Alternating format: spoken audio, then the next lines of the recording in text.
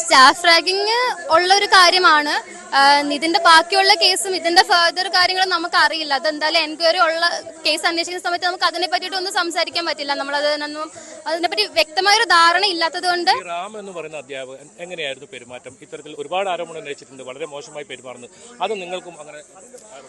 ഞാൻ ഉൾപ്പെടുന്ന ക്ലാസ്സിലും എല്ലാ ക്ലാസ്സിലും ഇപ്പൊ എല്ലാ കുട്ടികളും നോക്കിയാൽ തന്നെയും ആരും അദ്ദേഹത്തിന് വേണ്ടിയിട്ട് ആരും സംസാരിക്കുന്നില്ല. അപ്പൊ അതിനർത്ഥം തന്നെ എല്ലാവർക്കും മനസ്സിലായിട്ടുണ്ട്. പിന്നെ ഈ കുട്ടി ഉന്നയിക്കുന്ന ആരോപണങ്ങൾ ഞങ്ങൾ കേട്ടിട്ടില്ല, ഞങ്ങൾ ആ ക്ലാസ്സിലുള്ളതല്ല. പക്ഷെ അതിനെ ശരിവെക്കുന്ന രീതിയിൽ ബാക്കി എല്ലാ കുട്ടികൾക്കും മോശമായ ഒരു എക്സ്പീരിയൻസ് ഉണ്ടായിട്ടുണ്ട്. ഏത് തരത്തിലാണ്, എങ്ങനെയാണ്?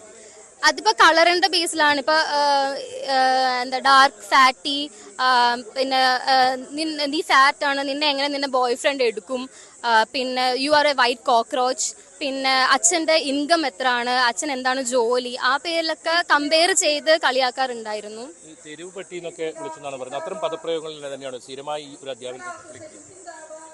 അതിനെ പറ്റിയിട്ട് ഉള്ള കാര്യമൊന്നും അറിയില്ല. പിന്നെ ആള് മലയാളി അല്ല, അപ്പം മേ ബി അതിന്റെ സിമിലർ വേർഡ്സ് എല്ലാം യൂസ് ചെയ്തിട്ടുണ്ടാകാം.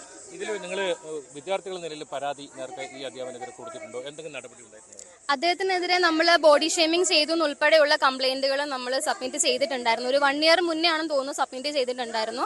അതിന് ശേഷം പുള്ളിക്ക് വാർണിംഗ് കിട്ടുകയും ക്ലാസ്സിൽ വന്നിട്ട് ആരാണ് കംപ്ലൈന്റ് കൊടുത്തതെന്നുള്ള രീതിയിൽ ചോദ്യം വരികയും, എന്തിനാണ് കൊടുത്തത്, ഞാൻ നിങ്ങളുടെ നല്ല കാര്യത്തിന് വേണ്ടിയല്ലേ കൊടുത്തത്, എനിക്ക് നിന്റെ പേര് അറിയില്ല, അപ്പൊ ഞാൻ നിന്നെ എന്താ വിളിക്കേണ്ടത്, നീ ഡാർക്ക്, അതുകൊണ്ട് ഞാൻ നിന്നെ ഡാർക്ക്, നീ ഫാറ്റ് ആയിട്ടിരിക്കുന്നു, നിന്നെ ഫാറ്റി, പിന്നല്ലാണ്ട് ഞാൻ എന്താ വിളിക്കേണ്ടത് എന്നുള്ള രീതിയിൽ പുള്ളി സംസാരിച്ചിട്ടുണ്ട്.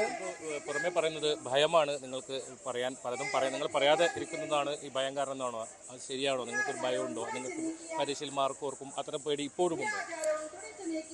ഇവിടുത്തെ നേരത്തെ സാഹചര്യത്തില് നമ്മൾ ടാർഗറ്റ് ചെയ്തിട്ട് പലരും ഇപ്പൊ ഒരാളെ കണ്ടു ഇഷ്ടപ്പെട്ടില്ല, നീ പാസ്സാവണ്ട, ആ ഒരു സംഭവം ഉണ്ട്. അതുകൊണ്ട് നമുക്ക് വ്യക്തമായിട്ട് അതിനെ പറ്റിയിട്ടും പറയാൻ പറ്റില്ല. നമ്മളിവിടെ പഠിക്കുന്നത് ഫൈനൽ ഇയർ ആണ്.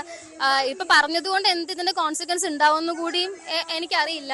പക്ഷെ ഇപ്പോഴെങ്കിലും